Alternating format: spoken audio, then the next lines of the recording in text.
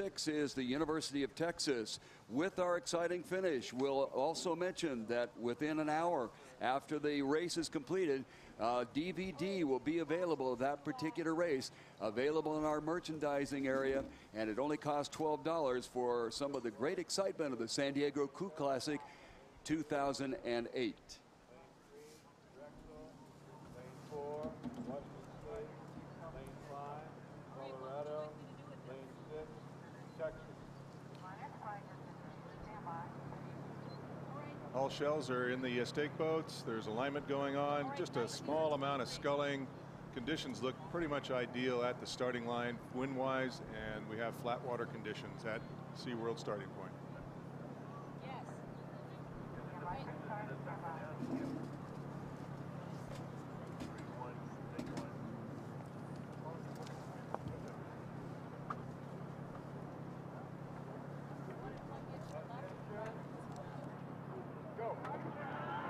And they're away in the men's Cal Cup Petite.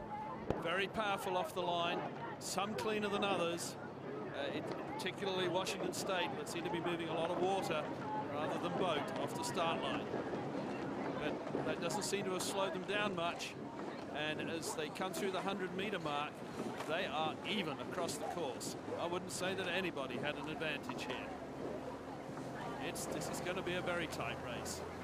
We'll see what happens later on in the proceedings. As we come up to the 250-meter mark, it's even across the race. If anybody has fallen back even slightly, it might be the University of Notre Dame, but they're still well up with the rest. It wouldn't be by more than a seat. As they go through the 250-meter mark, we're starting to get a little bit of separation, and the two crews that are edging their shells slightly ahead are the crews in lane 1, University of San Diego, and the crew in lane 3, Drexel University. But in between them, the University of Notre Dame have settled, have fought back, and they are no more than a bow ball behind them. As they come up to the 500-meter mark,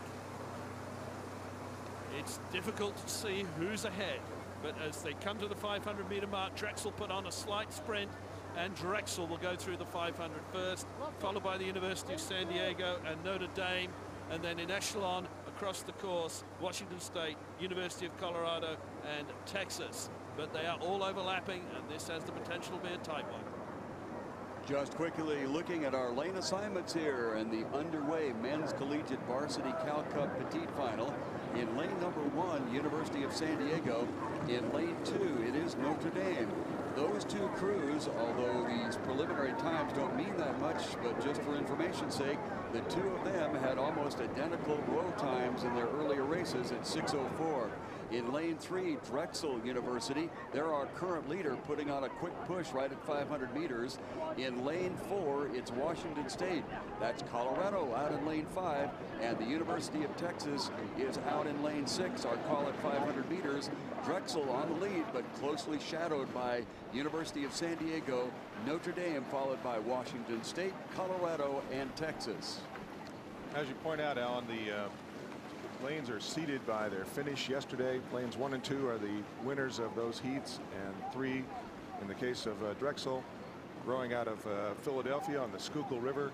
They were off to a very good start, but they've not managed to break contact again. That's a key thing in rowing. You're sitting down, rowing backwards. You get out ahead, the people behind you can't see you anymore. It takes the fight out of them. Our leader there, Drexel, has moved out to almost 3/4 of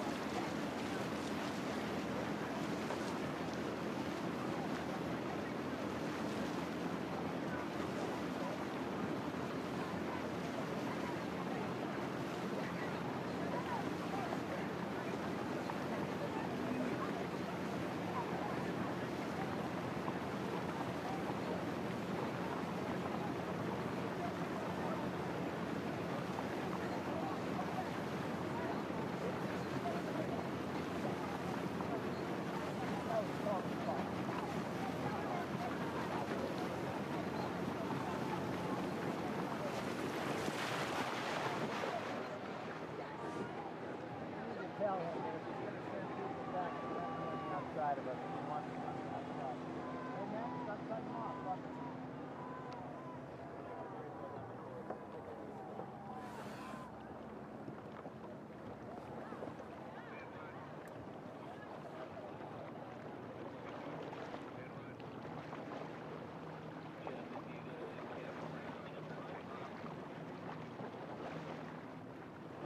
Yeah, what's up, man?